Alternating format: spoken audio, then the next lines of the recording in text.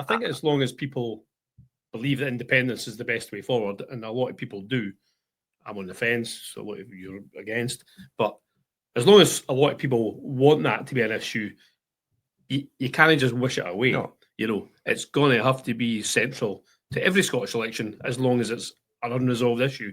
I think this idea that people should just forget about it is for the birds. And as for conspiracy, I think that's an interesting word to use, because I think the word conspiracy is flung at the Salmond supporters.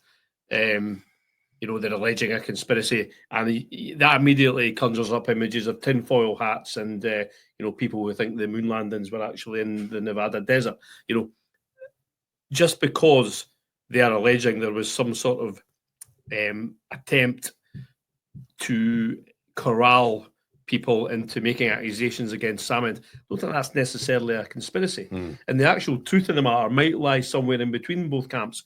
However, women talking to each other about their shared experience. Perhaps Exactly. collusion, maybe a better. I would just say conversation. I would just say a conversation. A lot of conversations took place, let's face it, about Salmond's conduct behind closed doors. And if there's a conspiracy, there's a conspiracy of silence about his behaviour. There was certainly that, but I think the word conspiracy is flung at maybe the Salmond people, the people who support Salmond, by Salmond supporters to you know, the people who are in, you know, want to clear his name. I don't think it's necessarily that there was a conspiracy. It was simply that there was a conversation. However, you've got people like Joanna Cherry, who are obviously very powerful figures within the independence movement. They are adamant that there was some form of corrupt conspiracy at work. You know, and as long as people like Joanna Cherry are making these allegations, that issue is just going to rumble on.